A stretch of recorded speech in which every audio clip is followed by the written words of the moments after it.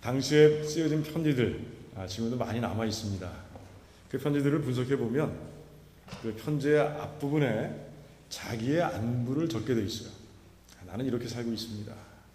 나는 이런 처지 속에서 있습니다. 하고 이제 편지를 받는 사람이 그 사람의 상황을 그려볼 수 있도록 그렇게 세세하게 이제 편지를 씁니다. 이제 이쯤 되면 바울도 자기의 안부를 이제 전해야 될 그런 때가 됐어요. 그런데 오늘 말씀을 보니까 자기 안부를 전하지 않는 그런 바울의 모습을 보게 됩니다. 지금 이 빌립보서 교회는 빌립보 교회가 어떤 교회입니까? 그 먼 거리 600마일이나 떨어져 있는 이 먼 거리에 에바브로디도라는 그런 자신의 성도를 하나 보내서 이제 헌금까지 잔뜩 지어서 이제 보내줬어요. 굉장히 고마운 교회입니다. 에바브로디도를 보냈을 때는 바울이 어떻게 지내고 있는가 아마 그런 궁금증이 있을 거예요. 그를 통해서 그 궁금증을 좀 해결하고 싶은 그런 성도들의 마음도 있었을 겁니다. 그런데 오늘 말씀을 보니까 자기 안부에 대해서는 바울의 안부에 대해서는 전혀 얘기하지 않는 거예요. 이게 예의가 없는 거 아닌가 이런 생각도 듭니다. 자, 바울의 안부를 전하기보다는 무엇을 얘기하고 있습니까? 복음의 진보에 대해서 그가 얘기하고 있는 모습을 보게 됩니다. 복음이 이렇게 됐습니다. 복음이 이렇게 전파되고 있습니다. 복음이 이런 모습으로 확장되고 있습니다. 이런 얘기밖에 들어있지 않아요. 자기 안부는 쏙 빠져있는 그런 모습을 보게 됩니다. 근데 이 모습 가운데서 큰 도전을 받게 됐어요. 이 말씀을 읽는 가운데 바울의 삶의 전부가 복음이구나.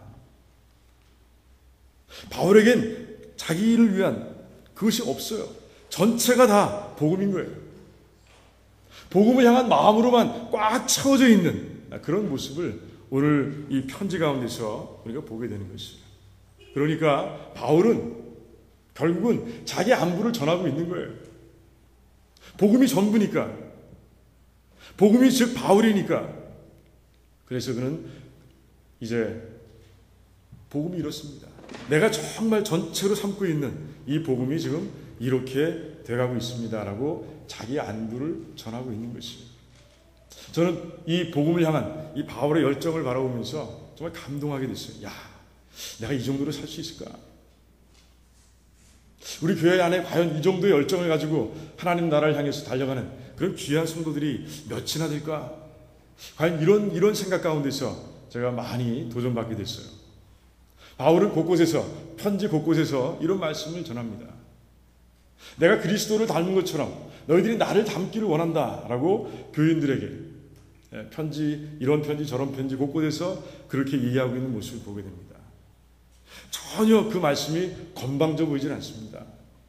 전혀 그 말씀이 교만해 보이질 않습니다. 왜? 바울의 삶이 그렇잖아요. 바울의 삶이 전체가 100%를 하나님께 헌신하며 달려가는 그런 모습을 우리가 이 편지 가운데서도 절절하게 발견할 수 있는 거예요. 그러니 나를 닮으라 할 만하다라는 그런 생각을 하게 되는 것이에요. 저는 여러분들이 저와 여러분이 정말 바울을 닮기를 원합니다. 바울의 이 열정을 닮기를 원합니다. 바울은 열정과 헌신 속에서 이제 하나님께서 부어주신 많은 열매를 누릴 수 있었어요. 고린도 교회, 에베소 교회, 빌립보 교회, 골로새 교회 이런 모든 교회들이 다 그 열정과 헌신 가운데서 태어난 그런 교회들 아닙니까? 바로 열매들인 것이에요. 여러분들도 정말 바울을 닮은 그 열정으로 헌신으로 하나님 나라를 세워가는 가운데 여러분의 삶 가운데 교회를 통해서 정말 풍성한 열매가 맺히는 그런 귀한 삶들이 되시기를 주님의 이름으로 축원드립니다. 오늘 말씀을 가만히 보면 좀 어울리지 않는 단어들을 만나게 됩니다. 바울은 지금 어디 있습니까? 로마 감옥에 있어요. 감옥에 있습니다. 지금 복음의 진보를 얘기할 때인가? 지금 복음의 진보를 얘기하는 것이 어울릴 상황인가? 하는 생각을 한번 해보게 됩니다. 12절에 보니까 형제들아 나의 당한 일이라고 얘기하고 있습니다. 당한 일이라고 얘기합니다. 그 당한 일이 이제 보니까 13절과 14절과 17절에 나의 매임이라는 표현으로 이제 클리어하게 해석되는 것을 보게 됩니다. 그래요. 바울이 당한 일은 매임입니다. 감옥에 갇혀 있는 것이에요. 3차 선교 여행을 마치고 예루살렘으로 올라와서 그곳에서 복음을 얘기하다가 그건 결국은 로마 병정들에게 잡히고 갇히는 그런 몸이 된 것이에요. 로마에 오기까지 2년, 그리고 사도행전 28장을 보니까 이제 그곳에서, 그 셋집에서 이태 2년을 보냈다라고 되어 있습니다. 지금 이 편지를 쓴 시점이 언제인지 잘 모르겠지만 한 3년쯤 되지 않았을까. 메인 몸으로 지내온 지가 벌써 3년쯤 되지 않았을까 하는 생각을 해보게 됩니다. 아니면 3년 더 지났는지 모르겠어요. 그 메인 가운데 있는 바울이 지금 무엇을 얘기하고 있어요? 진보를 얘기하고 있습니다. 진보는 어떤 뜻을 담고 있습니까? 군사적인 용어예요. 모든 어려움과 상황들을 다 이겨내면서 그 병사들이 목적지를 향해서 척척척 진군해 가고 있는 그런 모습을 표현하고 있습니다. 과연 어울리는가? 매임과 진보라는 것이 어울리는가? 여러분, 매임은 어떤 뜻으로 보입니까? 그래, 정지입니다. 정지. 매여 있어요. 더 나갈 수 없습니다. 묶여 있습니다. 갇혀 있습니다. 더 나갈 수 없어요. 그는 활동할 수 없습니다. 활동의 중지입니다. 휴지기를 얘기합니다. 그런데 바울은 지금 진보를 얘기하고 있어요. 정지가 아니라 진보를 얘기하고 있는 그런 모습을 우리가 보게 되는 것이에요. 그런 가운데 이게 맞는 걸까? 이게 어울리는가? 이 상황에 어울리는 표현인가? 하는 생각을 우리가 해볼 수 있는 것이에요. 그런데 맞습니다. 바울의 말이 맞는 것이에요. 하나님 안에서는 매임도 진보가 될 수 있는 것이에요. 여러분 믿으십니까? 잘 안 믿기시는 모양이에요. 이제 말씀 가운데서 매임도 하나님 안에서는 진보가 될 수 있다는 사실, 그 진리를 이제 하나하나 보겠습니다. 한번 잘 눈을 뜨시고 한번 보시기 바랍니다. 자, 오늘 이 말씀은 사실은 바울의 간증입니다. 바울의 간증이에요. 매임과 진보, 이건 절대로 어울릴 수 없는 단어들이에요.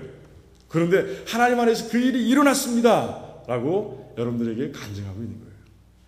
자, 그렇다면 어떤 진보가 일어나는가? 이제 한번 보겠습니다. 첫 번째 진보가 13절에 있습니다.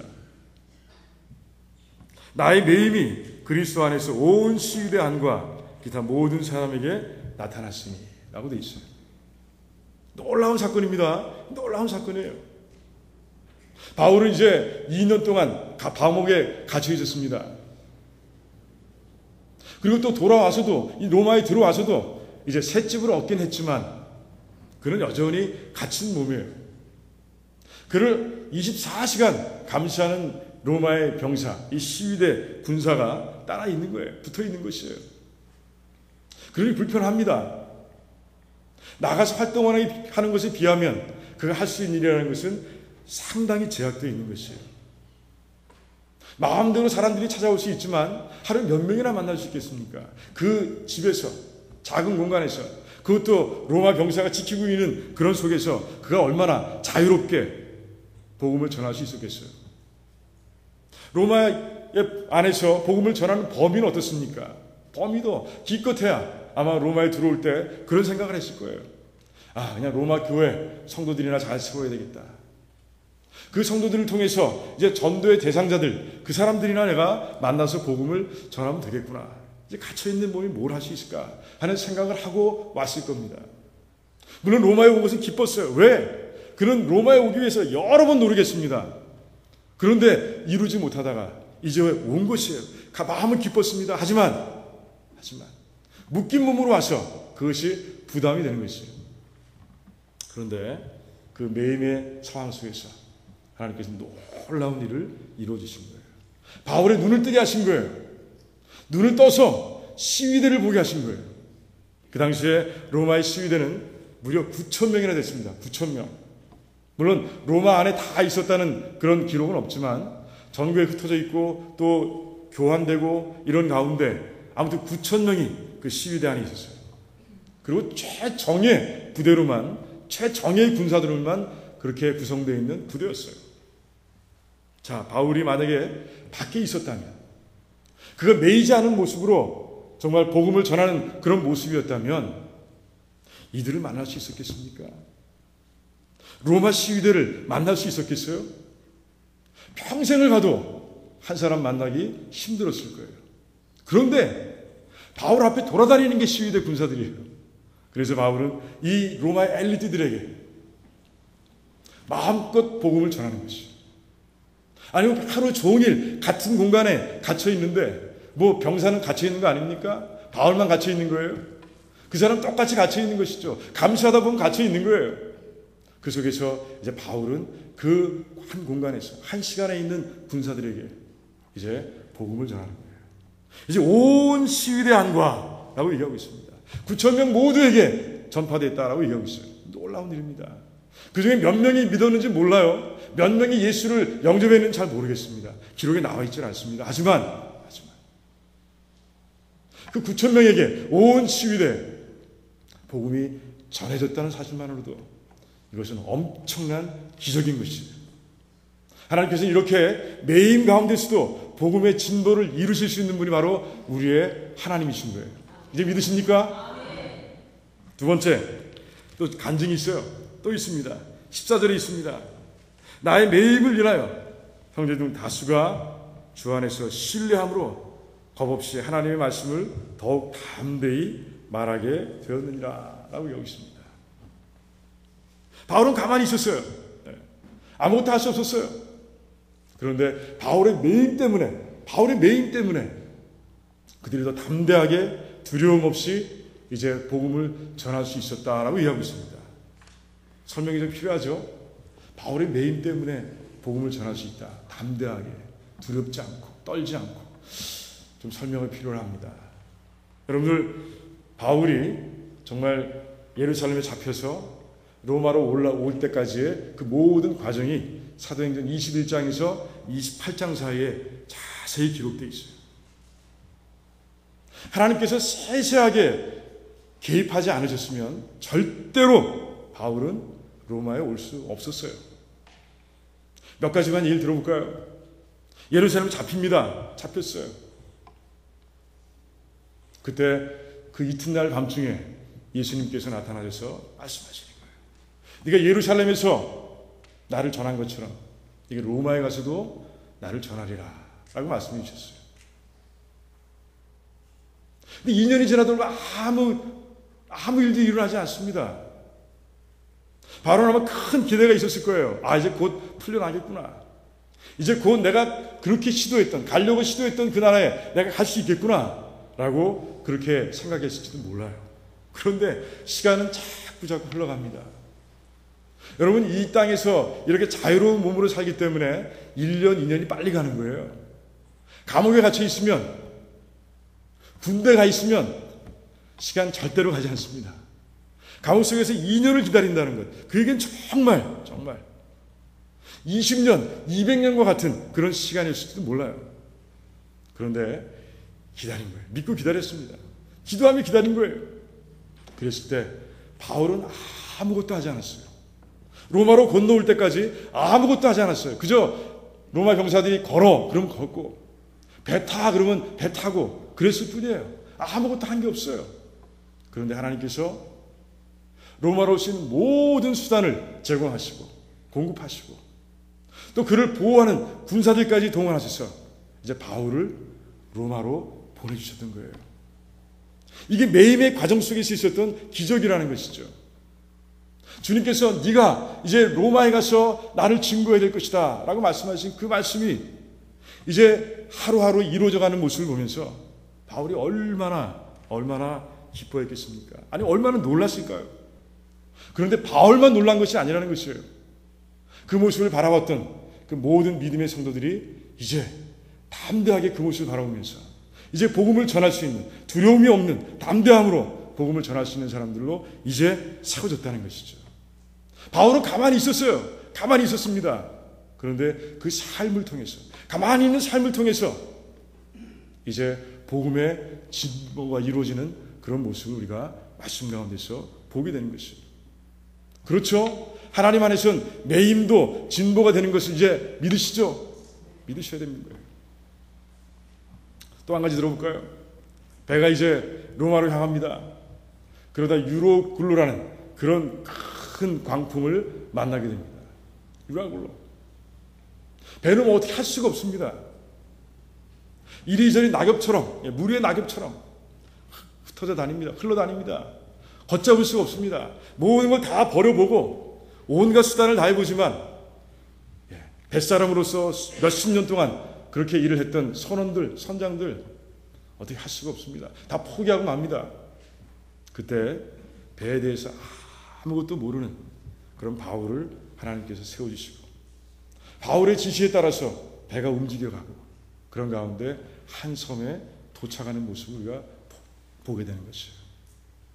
그 놀라운 사건들, 로마로 오기까지 일어났던 그 놀라운 사건들이 이제 그 당시에 그 어려운 가운데 살고 있던 그런 모든 성도들에게 소망이 된 것이에요. 그래, 하나님이 살아계시구나. 바울에게 역사하신 하나님께서 나에게도 역사하실 거야. 그런 믿음으로 두려움 없이 담대하게 나가서 이제 수많은 형제들이 복음을 전하게 된 것이에요. 여러분, 정말 믿음과 진보 가운데 모순이 있어요? 아니에요. 하나님 안에선 그 매임도 진보가 될 수 있는 것이에요. 여러분 꼭 믿으시기 바랍니다. 이제 교훈이 발견됩니다. 이 사건 속에서, 이 말씀 속에서 우리는 귀중한 진리를 우리가 발견하게 되는 것이에요. 하나님을 믿고 의지하면서 하나님의 뜻을 이루기 위해서 달려가는 그런 성도의 앞에는 장애물이라는 것이 있을 수 없다는 것이에요. 믿으세요? 혹시 장애물을 만날 수도 있습니다. 사단이 쳐놓은 것 같은 그런 장애물을 만날 수 있습니다. 그 앞에 멈춰 설 수도 있습니다. 하지만 기도하고 하나님을 의지하고 가만히 보면 그 벽 가운데서 새로운 길이 열리는 것을 여러분들이 보게 된다는 것이에요. 여러분들의 진보를 막을 수 있는 어떠한 것도 이 세상엔 없어요. 이걸 믿으시기 바랍니다. 2001년 9월 11일 패티 퀴글리의 남편은 이제 출장을 떠납니다. 아침에 일찍 일어나서 이제 아내 볼에 키스하고 또 이제 8개월째 된 아내의 그 배를 쓰다듬고 그리고 이제 집을 떠납니다. 굿바이. 짧은 인사였습니다. 왜? 금방 돌아올 거니까. 출장 갔다가 며칠 후면 돌아올 거니까. 그런데 그 짧은 인사가 이 땅에서는 영원한 그런 이별의 인사가 될 줄은 아무도 몰랐어요. 남편이 탄 유나이티드 그 에어라인 넘버 175 그 비행기가 그 무역센터 빌딩을 두 번째로 친 그런 항공기가 되었기 때문에 그래요. TV를 통해서 또 전화를 받으면서 이제 페리는 정말 절망감에 몸부림칩니다. 특별히 이 뱃속에 들어있는 아빠의 얼굴도 모르고 태어나서 자라날 이 아이를 생각할 때마다 정말 울음이 터져나온 것을 견딜 수가 없는 거예요. 페리는 신앙인이었어요. 하지만 그 순간만큼은, 그 하루만큼은 신앙도 어쩔 수 없는 그런 절망 속으로 깊이 내려가게 됩니다. 페리는 하지만 이제 정신을 차립니다. 기도하기 시작합니다. 이 절망의 벽을 걷어주시기 원합니다. 출구가 없는 이 절망의 방에서 저를 좀 벗어나게 해주시기 원합니다. 간절히 기도합니다. 하나님께서 첫 번째 길을 열어주십니다. 며칠 후부터 그의 편지통에 수많은 편지들이 쌓이기 시작합니다. 카드가 쌓이기 시작합니다. 그의 친구들이 보내준 카드도 있었습니다. 하지만 더 많은 것은 자기가 알지 못하는 사람들에게서 온 위로의 카드였어요. 그것도 미국 땅뿐이 아니라 전 세계 곳곳에서 몰려드는 그 위로 카드. 그 속에 파묻혀서 이제 페리는 이제 안정을 찾아갑니다. 위로를 얻는 거예요. 하나님께서 보여주신 첫 번째 길이었어요. 하나님께서 그 절망의 방에서 빠져나올 수 있도록 보여주신 첫 번째 출구였어요. 그 보내온 카드를 읽으면서 마음이 평안을 얻습니다. 그 위로금 가지고 이제 어려운 생활을 이제 헤쳐나갈 수 있겠다는 그런 이제 자신감이 생기기 시작을 합니다. 그런데 하나님께서는 그 출구 말고 또 다른 출구를 준비하고 계셨어요. 그해 말 이제 미국 정부가 테러의 근거지를 없앤다고 해서 아프가니스탄을 침공합니다. 전쟁합니다. 그런데 뉴스들을 바라보는 가운데 그 속에서 과부를 보게 되는 것이죠. 아프간은 정말 내전으로 수십 년 동안 내용을 겪고 왔던 그런 나라였어요. 그 가운데 그 내전 속에서 많은 아내들이 남편을 잃고 싱글 마음으로 이제 그 고아는 아니지만 그 아이들을 키워가는 모습을 보게 된 것이었어요. 자기와 그들을 비교해 봤습니다. 자기도 남편을 잃었습니다. 똑같은 상황입니다. 하지만 세계 곳곳에서 날아오는 그 위민 편지와 위로금 가운데서 그는 편안하게 살아가고 있어요. 이제 안정을 찾아가고 있습니다. 그런데 그곳에 있는 위도우들, 그곳에 있는 싱글 맘들은 살아갈 방법이 없는 것이에요. 그 피난한 극빈한 상황 속에서 하루하루 생존해가는 그런 모습을 바라보면서 이제 페리는 이제 하나님께서 열어주신 길을 또 보게 됩니다. 하나님 제가 그들을 돕길 원합니다. 그래서 그 근처에 살고 있는 자기 친구를 만납니다.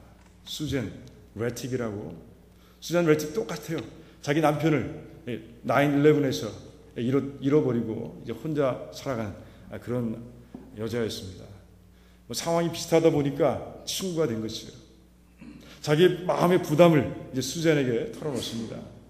어떻게 도울 수 있는 방법이 없을까? 정말 세계 곳곳의 사람들이 우리를 도와줬는데 이제 이 도와준 걸 가지고 내가 그들을 도울 수 있는 그런 방법은 없을까? 라고 서로 이야기하게 됩니다. 결국 의가 투합되게 됩니다. 물론 종교는 달랐어요. 페리는 크리스천, 수제는 유대인이에요. 하지만 그 아름다운 그 선을 이루기 위해서 둘은 마음을 합칩니다. 그리고 이제 비영리 단체를 만드는 거예요. Beyond 11. 9/11을 넘어서 Beyond 11 그 재단을 만들어서 이제는 그들을 돕기 시작을 합니다. 2003년에 결성된 그 비영리 단체가 지금까지도 그들을 돕고 있어요. 얼마나 아름다운 얘기인지 몰라요. 하나님께서는 이제 페리의 눈을 여셔서 하나님의 새로운 길을 보여주시고 그 길을 달려가는 가운데 이제 모든 슬픔을 내려놓을 수 있는 그런 길을 열어주신 거예요. 여러분 성경을 보면 하나님께서는 그 막힌 것 같은 상황 속에서 길을 여시는 모습을 수없이 보게 됩니다. 요셉이 그랬죠. 하나님께서 요셉을 미리 애굽 땅으로 보내셨습니다. 그 7년 동안 있을 그 가뭄에 대비해서 보내시고요.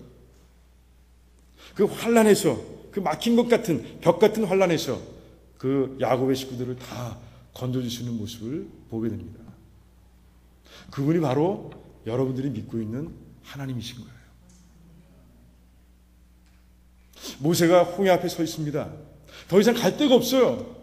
이건 벽보다 더 큰 벽입니다. 하지만 하나님께서는 그 홍해에 길을 내시는 거예요. 그분이 바로 여러분들이 믿으시는 하나님이신 거예요. 그 하나님께서 바울의 매임 가운데서도 복음의 진보의 길을 열어주셨고요. 그 하나님께서 페리, 절망 가운데서 정말 어떻게 할 줄 모르는, 어쩔 줄을 모르는 그 페리에게 길을 열어주셔서 이제 하나님의 뜻을 이루고 달려갈 수 있는 새로운 삶으로 하나님께서 세워주신 거예요. 하나님은 여러분 속에서도 분명한 모습으로, 이런 모습으로 이제 역사하실 거예요. 여러분 믿기만 하면 그렇습니다. 여러분 이 땅을 살아가면서 쉬울 거라고 생각하지 마시기 바랍니다. 우리는 정말 여러 군데에서 길을 걷다가 벽을 만나게 됩니다. 사단이 막는 거예요. 사단이 친 그 벽 가운데 우리는 서서 어쩔 줄을 모를 때가 있습니다. 아니, 지금 그 벽 앞에서 어쩔 줄 몰라 하는 분도 계실 줄 몰라요. 하지만 분명한 사실은 그 장애물이 나를 막을 수 없다는 것이에요. 누구 때문에? 우리가 믿고 있는 하나님 때문에. 이 사실을 분명히 믿고 달려가시기 바랍니다. 기도하시기 바랍니다. 하나님을 알아보시기 바랍니다. 그 벽 가운데서 여러분들 세계를 발견할 수 있을 거예요. 아니, 아예 벽을 무너뜨리시는 하나님의 능력의 오른팔을 여러분들이 체험할 수 있게 될 겁니다. 그렇게 달려가는 가운데 정말 하나님께서 부어주시는 간증거리로 넘치는 그런 귀한 삶들이 되시기를 주님의 이름으로 축원드립니다. 기도하겠습니다.